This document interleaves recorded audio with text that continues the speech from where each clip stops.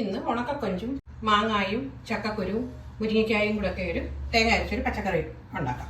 അതിനുവേണ്ടി ഒരു പാൻ അടപ്പത്ത് വെച്ചിട്ട് ഇത് ഒരു അരക്കപ്പ് ഉണക്കക്കൊഞ്ച്. ഇതാണെങ്കിൽ തലയും പാലും എല്ലാം കളഞ്ഞ് കഴുകി കഴുകിയൊന്ന് ഊറ്റി വെച്ചിരുന്ന അതൊന്ന് വറുത്തെടുക്കാം.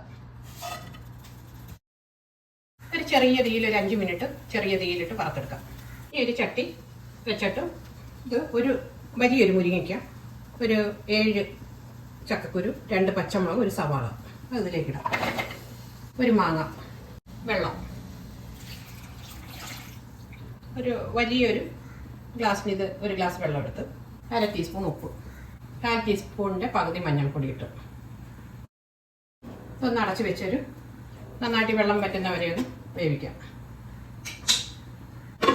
ഇനി ഇതിനുള്ള അരപ്പ് 1 കപ്പ് തേങ്ങ, 7 ചെറിയ ഉള്ളി, 1/4 ടീസ്പൂണിൻ്റെ പകുതി മഞ്ഞൾപ്പൊടി, 1 ടീസ്പൂൺ മുളക് പൊടി, 1/2 ടീസ്പൂൺ മല്ലിപ്പൊടി. ഇത് നല്ല പേസ്റ്റ് പോലെ അരച്ചെടുക്കണം വെള്ളം ഒഴിച്ച്.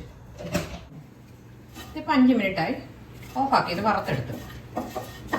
ഇനി ഇതൊന്നിൽ ഇങ്ങനെ തന്നെ കറിക്കകത്ത് ചേർക്കാം, അല്ലെങ്കിൽ ഒന്ന് ചതച്ച് ചേർക്കാം. മിക്സിയുടെ ജാറിലിട്ട് പൊടിയരുത്, ഒന്ന് തിരിച്ച് കറിയിലേക്ക് ചേർക്കാം.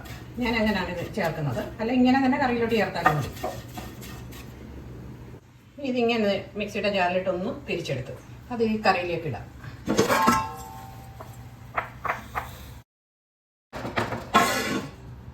ഇനി ഇത് വീണ്ടും നന്നായിട്ട് അത് കുക്കാവട്ടെ.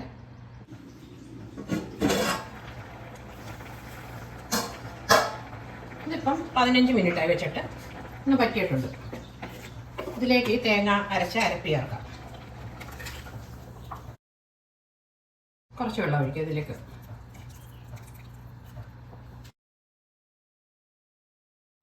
ഇനി ഇത് ഓഫാക്കിയിട്ട് ഇനി കടുക് വറക്കാം. വെളിച്ചെണ്ണ ഒഴിക്കാം. ഒരു ടേബിൾ സ്പൂൺ വെളിച്ചെണ്ണ മതി. 1/4 ടീസ്പൂൺ കടുക്. അതിലേക്ക് ചെറിയ ഉള്ളി, ഒരു 4 ചെറിയ ഉള്ളി അരിഞ്ഞത്, കറിവേപ്പില, ഒരു വറ്റൽമുളക്. ഇത് മൂത്തിട്ടുണ്ട്. ഇതിലേക്ക് ഒരു 1/4 ടീസ്പൂൺ മുളക് പൊടി ഇടാം. എന്നിട്ട് ഓഫാക്കാം.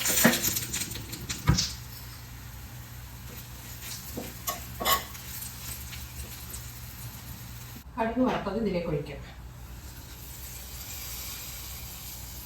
ഇനി ഇത് അടച്ചു വെക്കാം. 10 മിനിറ്റ് കഴിഞ്ഞെടുക്കാം.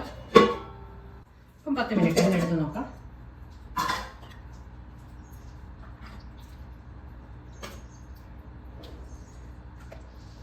നന്നായിട്ട് കുറച്ചുകൂടെ വെള്ളം ആയിട്ട് വേണമെന്നുള്ളത് കുറച്ചുകൂടെ തിളച്ച വെള്ളം ഒഴിച്ചാൽ മതി ഇതിൽ.